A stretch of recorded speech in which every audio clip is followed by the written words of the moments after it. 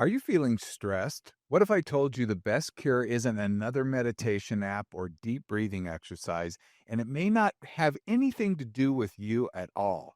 We're diving into surprising new research that might be the ultimate stress reliever today on Off the Couch.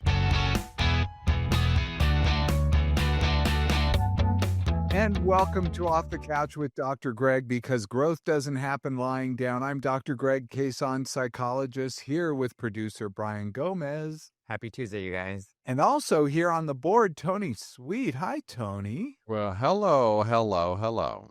Joining us from his secret remote location. Today on Off the Couch, we're talking about stress and why so many of our go-to fixes just don't seem to work.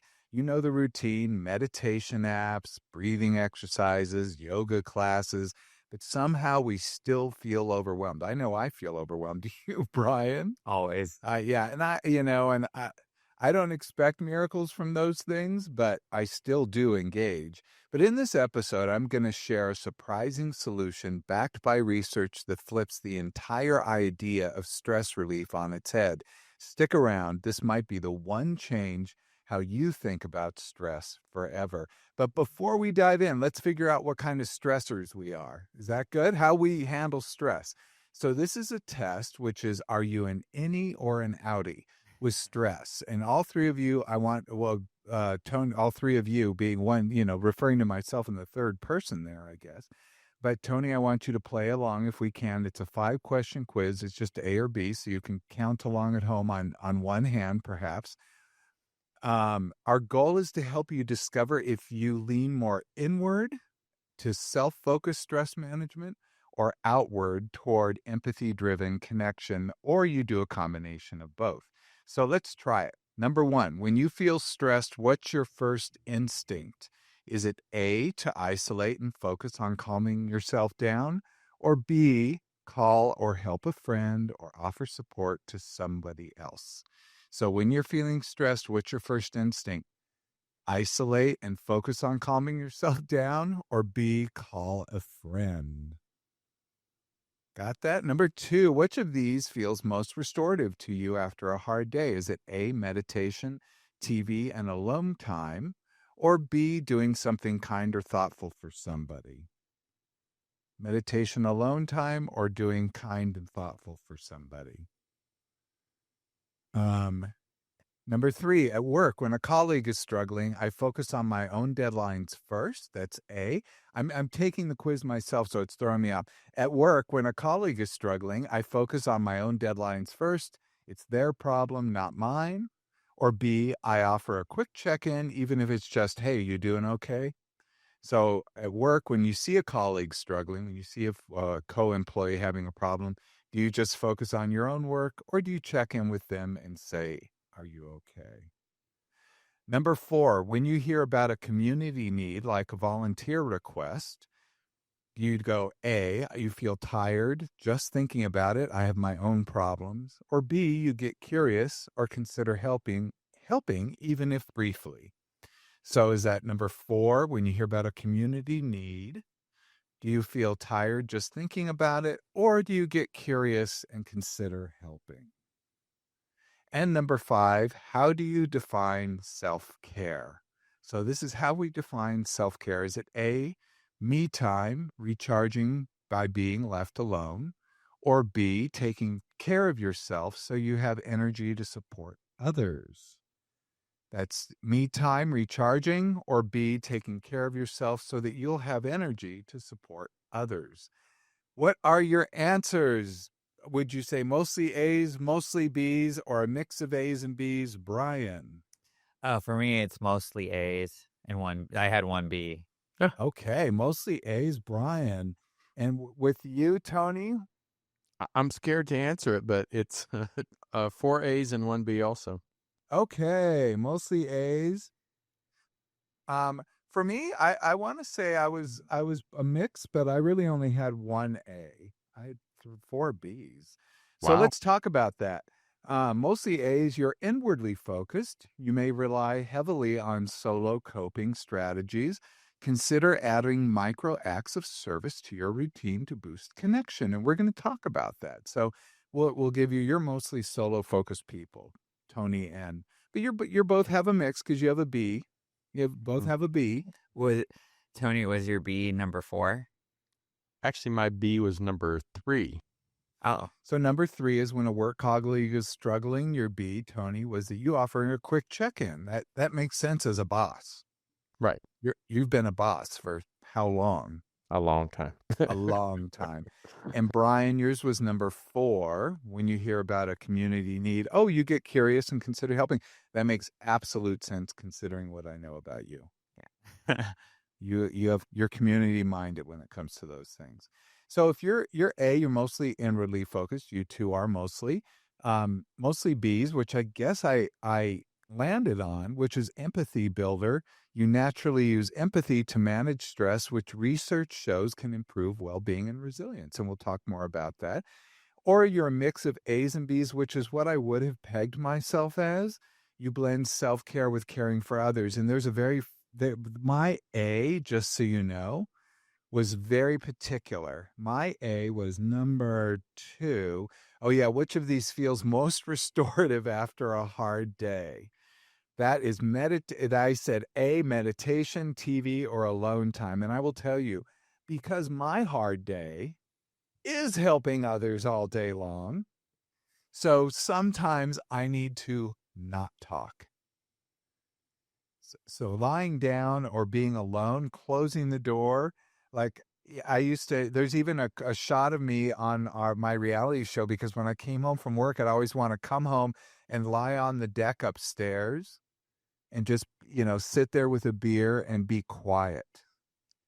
Yeah, I think when you have a job that you're having to interact with people and always be on in the moment, it can be exhausting to where when I have a day full of interacting with people, I'm like, I just want peace and quiet and just alone time. Hmm. Well, actually, what's interesting too is that the mostly A's, that is going to be the kind of modal response. That means probably we're going to see most people pick that. That seems to be what's Hmm. prevalent in our culture, and I'm going to talk more about that. And it seems to be the recommended route to go, including from people like me, from therapists. So it's not that you're doing something wrong. In fact, maybe you're onto something right, but let's talk more about this if we can. So there's a stress epidemic going on. 77% of people experience stress so much that it affects their health. I've certainly been there. I've had stress mediated illnesses in the past where they turn into real physical illnesses, but they were caused primarily by stress. That could be something as kind of generic as IBS, irritable bowel syndrome, or headaches, or muscle tension, or backaches, those types of things. But it can also be something very, very serious. I actually developed a very serious um, ulcerative issue that came up that was primarily due to stress, which was kind of interesting to me. It made me have to rethink things. No, I mean, that's true. I dealt with the same thing when I was leaving the military. I ended up having like chronic acne breaking out and everything to where I had never had that issue before. And it was like nothing was working, but it was the stress. I was nauseous all the time. Like it was a whole month of just chaos inside of my body whenever I was leaving. Fascinating. And Tony, you've been good all along. You're kind of a Oh, no stress guy.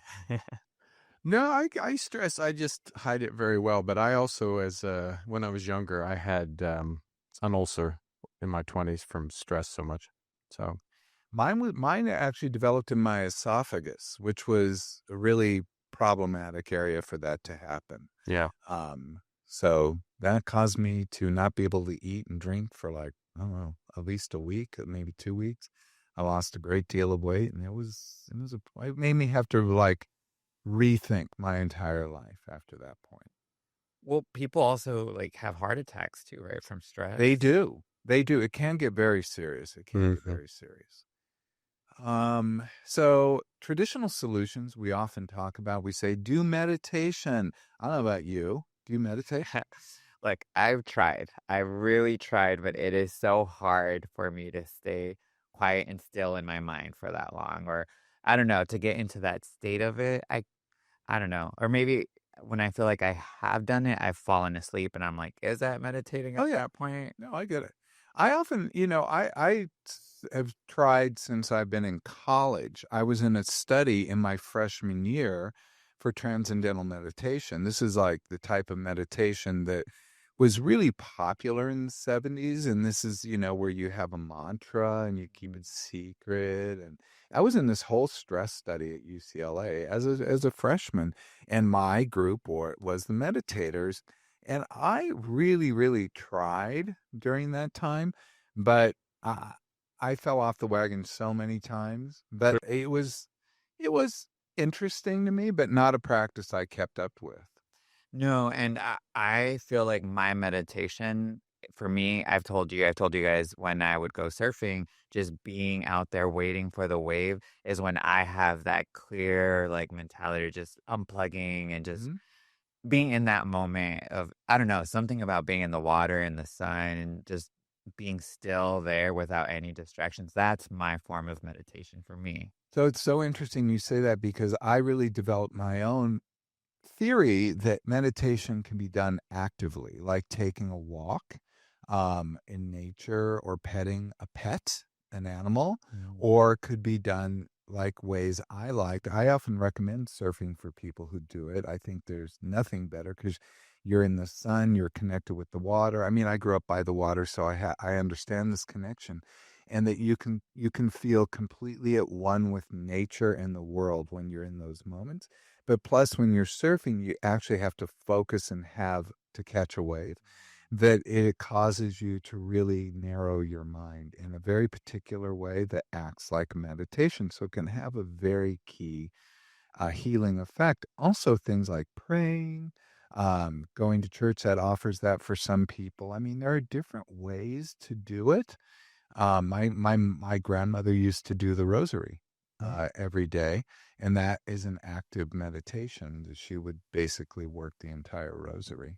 And we have that book, the Healing Spaces book, that it goes over, Mhm. the data between meditation and prayers, and that it just goes side by side on the effect that it has. Oh, yeah.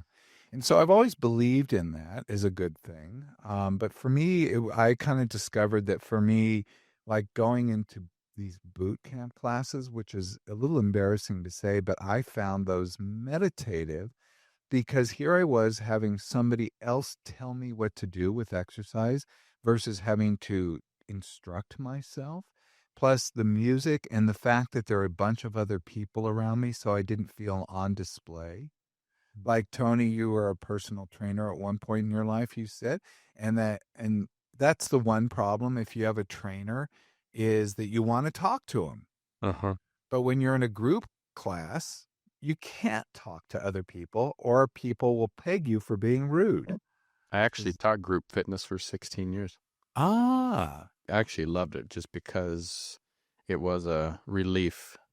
Just go in, don't worry about anything else, but just sweating and exercising and energy from everybody else. Yeah. yeah. No, I think I first discovered it. There was a form of exercise called aerobics, which kind of faded away. That Jane Fonda really made it popular. And there was a popular here in LA called Sports Connection. That really, I think it was the reason for the movie Perfect. They featured the Mm. sports connection. I mean, it was like this really key gem in the Hollywood scene, and that's where aerobics really became very hot and popular.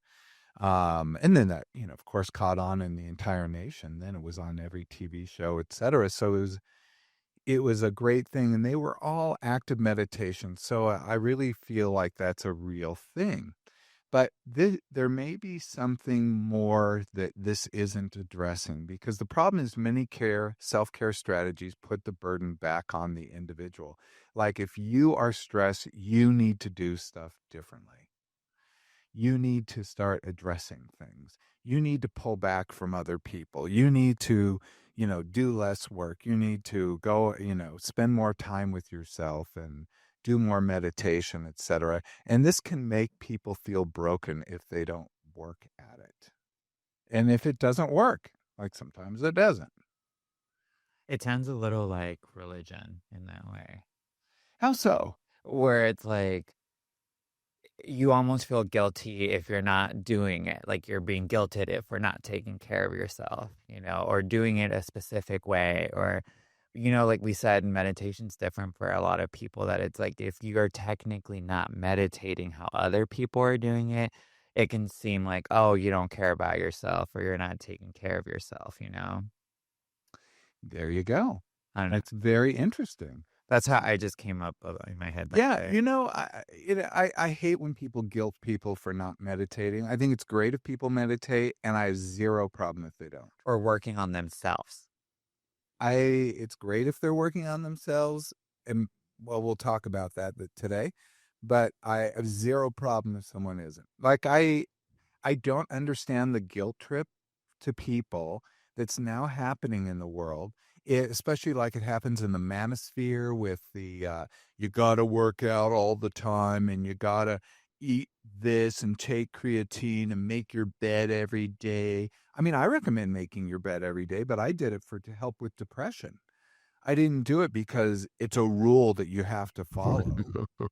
And I don't believe in rules that you have to follow. I believe in guidelines. I believe in points on the horizon. I believe a direction to travel in, but that you don't always have to follow the same path.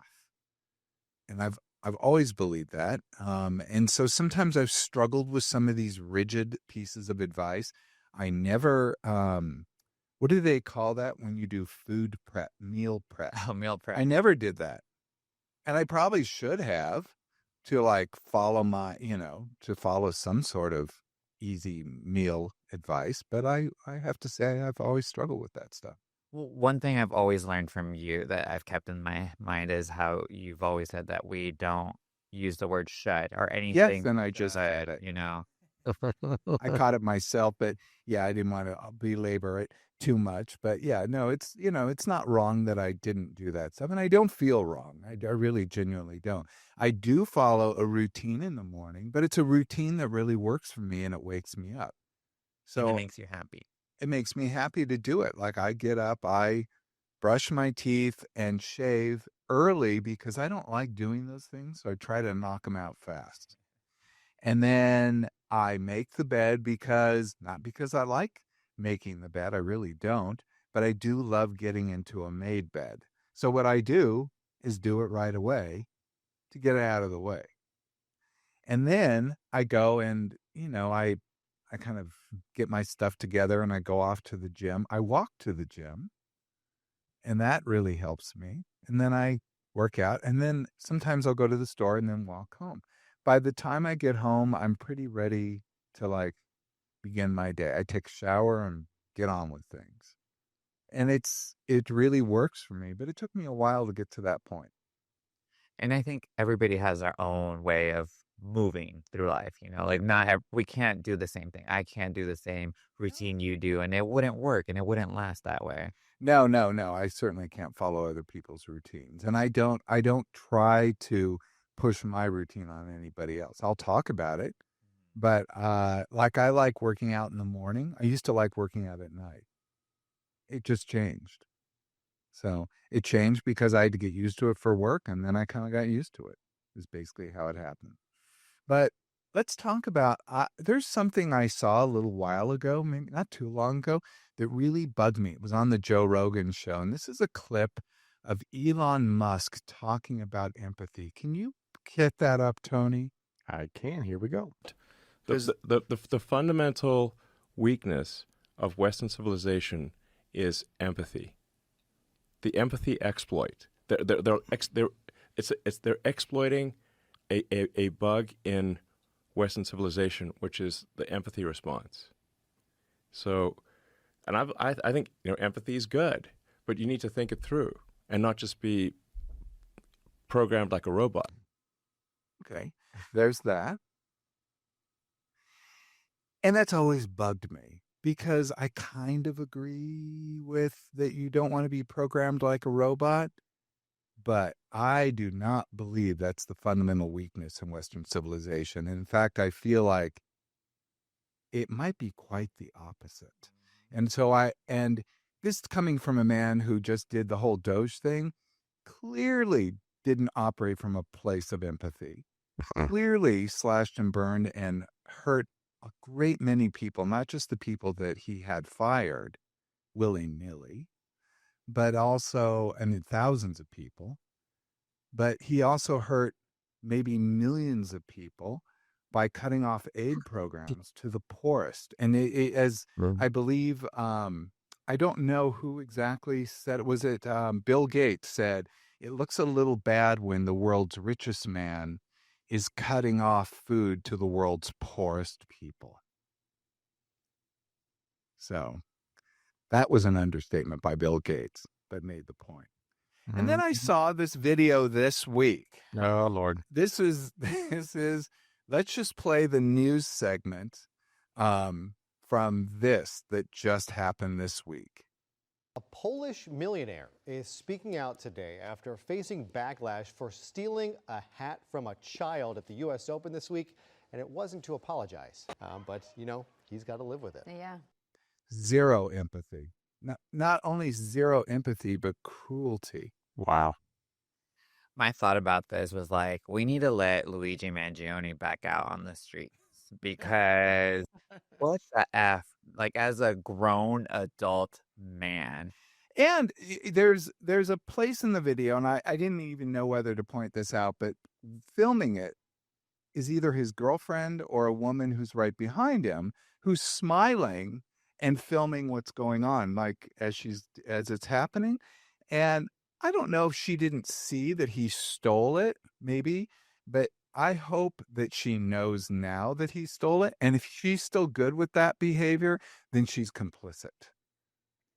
I'm just saying, if Luigi was just back out on the streets, this would fix it right on the spot because I just don't understand how you could even think that's like, I don't know, that's just gross behavior. Like, I don't even know how you could make that right other than letting Luigi talk to him one-on-one.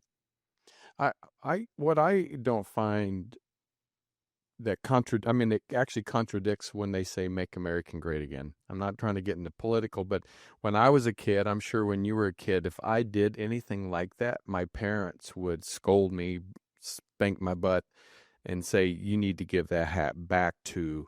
But it's becoming more obvious from the top down that this is becoming so like, oh, we're creating babies and we're creating weak people. And I'm like, but no, we're not. No, We're in just fact, babies are the people who seem to be running the nursery here.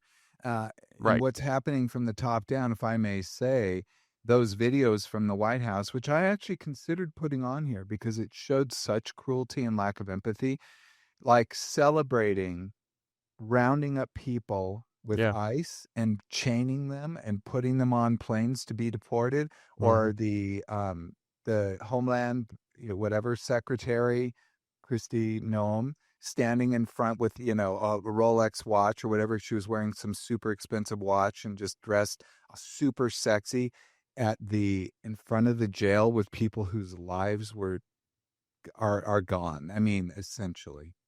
But do you guys see these actions and these little things that they're doing as like weaknesses? Like, I don't see a strong person ever behave that way, or like somebody with integrity and like, No. I just can't see. Like, I would want, back in the days when the president would march into war with their entire, Right. That is a sign of strength. No, we no longer are seeing those. We're seeing it's like instead cyber bullies, these are cyber bullies. You're exactly right. And then certainly the minions online are cyber bullies. And this is what they do. They just type, type, type. Well, even keyboard warriors. I would say even like the man in the White House, like he's standing behind all these guards and all these people. Like these people would never behave like that in real situations because either they would get their ass whooped or they would get chopped. He I mean, we could talk about his psychology. Maybe one day we will. But the reality is he's a very fragile, fearful man. And he wouldn't act this way if he weren't. And would Period. you say not just him, but like the people all in that realm? Of course they are, because they're selling their souls, or they're just the same. So even if you do have empathy, but you decide to set it aside for sake of power, then indeed you are selling your soul is what's going on. Yeah. So I'm sorry. I don't mean to be unequivocal, but I don't think how anyone can see what's happening and not be and be okay with it and not have empathy. You can't have empathy and be okay with it. The problem is, and this was another study. I don't we don't want to go into because it goes away from our topic. But to people who are really supporters of the man in the White House, um, they're all tend to have one character trait in common, and it tends to be love of authoritarianism. So they want to be told what to do, and this is basically people who operate from fear.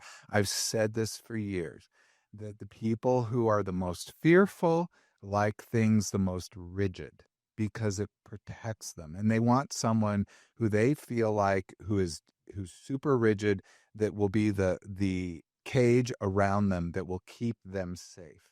From what? And well, but they feel like the world is having an onslaught. If you watch certain media stations, Fox News and others, you're going to be scared to step out your front door. They thrive on fear. And it's good for their business model because it keeps people coming back, but it doesn't help their psyche. It just makes them more and more fearful.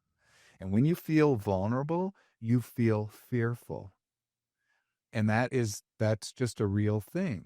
So when you feel strong as a human being, you don't feel like you need to do these things. That's why typically strong people are people who have real power in the world, typically, generally, are cool. Like when I've met real powerful people here in Hollywood, people that come into my therapy sessions, etc., they aren't trying to push me around. They're being very respectful. They're being wonderful. They're cool. They work on things, etc. The people that I have the problem with are like the wannabes. So that's the kind of weird issue that's actually there. But this takes me back to why we even got to this topic. So I read an article in the New York Times, which was really intriguing to me, called "Is Today's Self-Help Teaching Everyone to Be a Jerk?"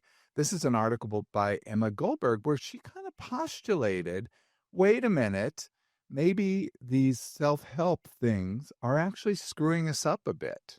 And and she was going through the different books, the self-help books. And then I read another article by David Brooks. This is in the New York Times opinion section. David Brooks is a conservative writer for the most part, and he likes to write about social psychology and social stuff. He talked about the wrong definition of love and how he was going through and saying that, he had looked on his Substack was there, and people were surveying what lets you know that you're loved, and people said things like, I feel seen. It's that moment that somebody else lets me know that I'm special. It's things like that. And he's like, why is it, basically he's asking the question, why is love about you?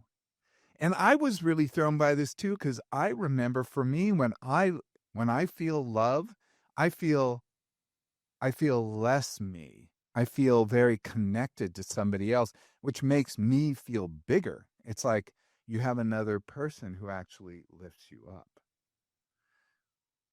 And that was my definition. So, and then I saw a third article called "I Study Stress. And this cure surprised me and helped me." And it's a stress psychologist who was doing the presentation. This was in the Wall Street Journal. Here you get a flavor of what I read. So this was in the Wall Street Journal, and it was this in health wellness part. And she wrote, "How strangers in Hawaii taught me that self-care can mean caring for others." This was by a psychologist, Rebecca Heiss. And it was an interesting one because she kind of goes through she tells a story about how she's doing this big presentation, and she forgot, I guess her luggage was lost, or she forgot her clothes. I can't remember what the deal was. And then she had to go down. She's like, where can I buy clothes? But there are places in Hawaii that aren't near a department store. So she was in one of those places. She could not get to a store. All she could find was aloha shirts, like the Hawaiian shirts, which in Hawaii, it doesn't matter if everyone else is wearing a suit. That's still appropriate, but she probably didn't know that. So she wanted to go get business wear. So one of the people who an employee at the hotel said, "Here are my keys for my car. Just take it. It's a half hour from here. There's a store. Just bring the car back." Handed this woman, without knowing her keys and said, "Take my car. It's a half hour from here. Come right back." And this blew this woman's mind.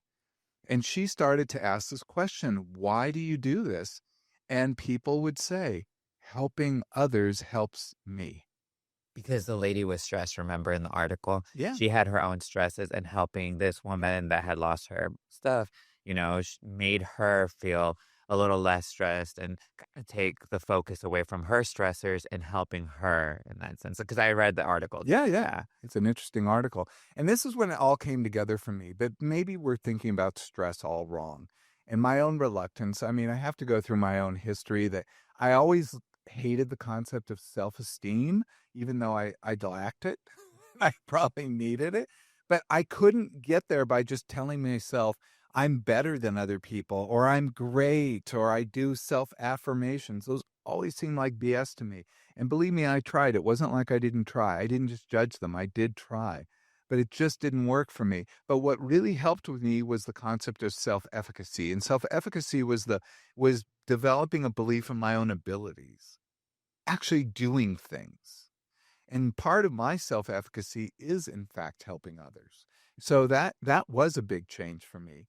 Also, I turned away from absolutism of self-improvement. I don't like that you have to follow these rules, you have to be this kind of a person. That never made sense. And being gay, I think, really helped me there because I could not follow the rules that were set down for me in society, nor in the church I grew up in, nor in the conservative enclave I grew up in. I did not fit.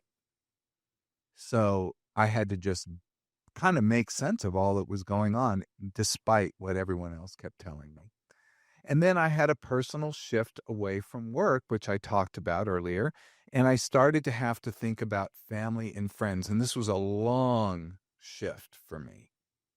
So I was very, very work oriented because I had to pull myself up by the bootstraps. I didn't have anyone to pay for college or work or, apartment or anything. I always had to do all that stuff. And I don't regret it, but I always think how many people helped me along the way, some very significant ways. So it's never only about me. You can't pull yourself up by your bootstraps all by yourself. It's total BS. And the fact is, what I was able to do is I didn't need anyone to help me money-wise, perhaps, because I made that happen, but people gave me jobs. People took chances on me. People helped me. People guided me. People said no to me sometimes, and that was helpful. Didn't feel good, but it was helpful. And then I switched more to I need to focus on people, and that's been a years long evolution for me. Tony, I know you just made a big shift in your life. I did. You moved away from the city and you're living out, not in the sticks. It's actually quite beautiful where you live. But tell me, how was that shift for you? I mean, it was a big decision because, I gave up the studio and some clientele and kind of but I felt like I needed a change. So for me overall, I think it was a good change. And I think being out here, it feels a little more comfortable to me because it's not the city. I'm more with nature more out here. So, I think if I was younger, it may have been a bigger impact on me than now. Yeah, and I can see that because I used to love that I could walk to the clubs. Yeah. Now I'm annoyed by the people walking to the clubs. No, I'm a kid about that. But now I like walking to the gym. Maybe that's, I just switched my walk. But anyway, there's a cultural shift happening in this age of self, which is happening right now. So the self-help movement, where the modern self-help encourages boundaries, protecting your peace, saying no. And I preach assertiveness. I do preach some of these things. Like sometimes people do need to watch their boundaries about certain things, but I've never wanted to do it at the sacrifice of a relationship. And people will often chide me. Usually they're not mental health people, they're people in the public who have very rigid ideas about what should be. And they're like, you should not have this relationship with this person. And I'm like, I never blame somebody for having a relationship with somebody. I, in fact, want to be curious about it. But if it's a relationship that isn't working, then I understand that relationship won't end until the bad outweighs the good. That is based on strong research. And so when the bad outweighs the good, the relationship will end. So if somebody's in a relationship where it looks pretty bad, there's some payoff that's happening. What if they're just a friendship, but it's not bad? The person is just like, I just don't feel like I want to be friends with them anymore. Brian, this is a recurring theme in this show. This person, I think the bad has started to outweigh the good with you. Well, no. This is like somebody that was super close to me before, and I saw the whole self-help movement situation that they dove like head first into. And it happened throughout time that like first it was like another mutual, really good close friend we had that this person just didn't really care to put the same effort in to like hang out with this friend, and like a friend we had mutually, she was always willing to like drive into town or do whatever, our mutual friend wanted to do, but it was never the other way around. Till this friend just was like, you know what, I'm just not going to keep investing this energy into this friend. And then the friend I'm talking about, they also had another super close, like childhood friend that they just didn't want to be friends with them anymore. And then I feel like I was the third to just be like, I don't want to be friends with you anymore because you're no longer the same person. Like, it changed. It was so weird. Like, it almost felt like if I wasn't behaving or doing the same self help things, I was being judged or like not good in that way, or like I wasn't investing into I don't know. And I felt like we're just growing in different paces or doing different things. I don't know. This person changed to a completely different person that I no longer knew. Well, you're talking about the risk, the overcorrection Mm. can lead to, about overcorrection with this in the name of self-protection can lead to isolation. And that's what I feel like that's genuinely what happened. And I had no idea how to even reach out, or because it was people that were so close to this person that I'm like, I don't know how somebody can just cut ties like that and be okay with this when it's like a friend group that always had your back and helped you at any moment, and maybe this person was struggling with a bigger situation internally that they were trying to say it felt like they were trying to save themselves from whatever they were dealing with inside, but in that process they lost everybody around them. That's probably the case, that they were trying to save themselves, and who knows what was going on. That could be a sign of sort of dealing with trauma from the past, etc. But yeah, I think we were to cast a wider lens. It's certainly popular in culture right now. There are all these number one best-selling books. The Subtle Art of Not Giving a Fuck. That's by Mark Manson. The Courage to Be Disliked. Oh, I shouldn't have said that word, huh? Anyway, it's the name of the book.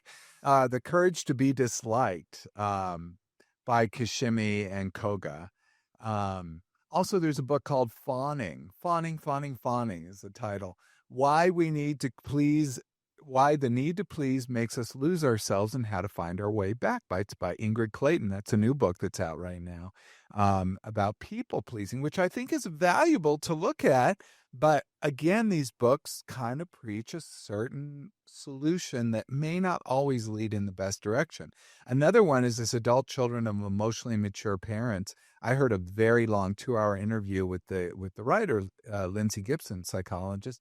I thought she was very compelling in sort of the look at it, but I thought it was casting too broad of a net when I listened to it, because parents are people, and sometimes they're emotionally immature. That happens. And sometimes they also only have certain tools that they were given to, That's as like when they were growing up. And I feel like as adults, we don't see that or we're blinded to it too. But they are just humans trying to do what they can with the best that they can. But what she, in this emotionally immature parent, she was basically advocating not to have a relationship. And as a psychologist, I never give an absolute like that because I'm not there in the relationship. What I do is try to help them evaluate. I will weigh in sometimes, which I probably shouldn't even do that. But I Give don't. tools. I do try to give them tools to deal with things. And then the biggest one right now that I can't tell you how many clients will come in and talk about, the Let Them theory by Mel Robbins. This is a book that was based on a poem called Let Them. And I don't think she even credits the poet. I mean, she's a sly one. That's what. We saw the interview breakdown, remember? That's what changed my whole mindset. Oh yeah, yeah, that's right. But but it's basically it's going into that theory of allowing just to allow other people to be other people. But when we look at the larger theory of acceptance, which allowing fits into, I could talk about this because it's one I had to come 2 years ago. That is not the end point. Allowing people to be themselves is a good thing, but it's not the end point. You can still advocate for what you want and you can still step back. And it's not about cutting off relationships. It's about not demanding people be people other than they are, but you can ask them to be different. It's a whole thing. So this is good. It's like saying, "Oh, I'm allergic to peanuts," and you say, "Don't eat them." And then I'm like, let them. Well, don't eat the peanuts, but you're like, okay, but I still need to eat. So there it just doesn't end there, and there's a whole world you have to have beyond that. And then I have the whole point of view. It's like when somebody is truly doing something bad, how are you just going to be like, let them? Like, I understand what they're saying in the book, but I'm like, you can't just go around your whole life saying, let them, let them, let everybody. You're going to just let somebody just rob you or take your car. I don't know. At some point, you can't just let them. And then going back to that Wall Street Journal article I talked about, the I Study Stress and This Cure Surprised Me article, um, that she talked about a study in the article that I went and found because at first, and she's like, this study said this is the way to go, et cetera, et cetera. So I went and found the original study. This is from Industrial Relations Journal in 2024. It wasn't immediately evident from reading the article what this study was. I had to read the whole article, and it does actually hit on the point she talks about, which is good. But it's in the UK, so it's a British population, and it is dealing with people who have work stress, not general stress, but work stress. But I do believe it's still generalizable. Like this is still a strong finding to look at. But only one intervention when they looked at worked for reducing stress when people were at work. And it wasn't meditating and it wasn't relaxing, it wasn't doing mantras. It wasn't staying in your own lane and just doing your work and letting other people do theirs. It wasn't any of that. Do you know what it was? Was it helping each other? Helping each other, serving others. It wasn't even a strong finding, but what it did show in this big study was that the other ones had kind of an equal meh effect. Only this one had the stronger effect and was robust, like it kept going. So that thing started to make people feel less stressed over time, which I thought was pretty cool. Well, I feel like you've talked about it before too, about like the effect of doing something nice for somebody, right? That you Yeah. instantly feel Yeah. good. I've recommended that as an antidepressant, like to do work for others. And it's funny, I used to do industrial training, and I did it for UCLA. Everything's UCLA. I mean, I spent so many years in my school and career. So, and I was doing it with a research group there. And one thing I recommended is that they do one act of kindness a week that's secret, that they don't tell other people. And I had one person completely balk at that. Like not just not just flinch, but said, "Oh, you've got to be kidding." And I said, "Yeah, like if you get to the copy machine and there's no paper, put the paper in. If you go to the restroom and there's no toilet paper, replace the toilet. Like do those things. Like do and don't tell anyone because I know that will help them. They feel like they're supporting others, and other people will feel supported. Now, it's true there are narcissistic or sociopathic people who will just take advantage of those things, but they aren't the majority. And we're not doing things just to spite those people. We want to do things to support the other people. So, love and connection isn't just about being seen, it's about serving and caring for another person. So people think love is just about me. It's about the other person. If you're thinking it's about you, you haven't gotten out of your own way. That's what the article was saying, right? When you do stuff for each other, when you pay attention to the other person, do stuff for them. That's what I love. I like that article where Yeah, it broke it down that way. there's a psychologist, or I think he's a psychologist, Eric Fromm, or a psychiatrist. He wrote a book called Love, Loving, I think on Love, or I can't remember. I read it in college, but he talked about love as an active concerns for another person's growth, active concern for another person's growth, and a practice that requires overcoming your own narcissism. So there is an inward versus outward focus. So the inward focus to handle stress is and this is the yoga mat, phone, self-care checklist. This is going down. I'm de-stressing by looking at Instagram or the other one, TikTok. And this leads to isolation and pressure to fix yourself. Or there's the outward focus, which is handshake, heart, volunteering, leads to connection and shared resilience. And as I've been going through the grief process of my brother and sister, a lot of people have said, well, how can you do therapy? That must be so hard. I'm like, no, it's the opposite. It's helpful for me to be there for other people. It really helps. It's when I go home and I'm alone that I have the issue. I can see that because you've built a community almost within your clients, you know? Yeah, and I, think I that's don't I key. I don't ask them for support. It's giving the support Mhm. that's actually the helpful mechanism. That's the wild thing. If I wanted them for support, I mean, yikes. There are probably those therapists, those are narcissistic therapists. I'd stay far away. Also, this will also help you overcome the loneliness factor. The Surgeon General said that loneliness was like smoking 15 cigarettes a day. So this will help you feel less alone, more connected to other people. Empathy-driven actions actually rebuild social ties and buffer stress. So this is a new model for well-being that I'm putting out there. Instead of self-optimization leading to perfectionism, which leads to burnout, try empathy, which leads to connection, which leads to shared resilience. I always go back to if you're a pallbearer at a funeral, I know, of course, I have these examples. If you're a pallbearer at a funeral, you can't lift the coffin by yourself. But if you get 8 people, you lift it up, and it's surprisingly light. Have either of you guys had this experience? Yes. Well, Yeah. not personally, but Oh. I've seen it. It's weird, isn't it, Tony? When you've lifted up and you're like, oh, when all of us do it together, it's not a big deal. Yeah. No, it's a teamwork. And So, that's what this is. You're basically carrying stress together, and it's not that hard.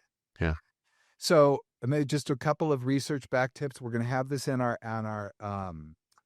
handout on YouTube, youtube.com/Dr. Greg. But I'll just throw them out there really quick. Number 1, turn outward, serve somebody else.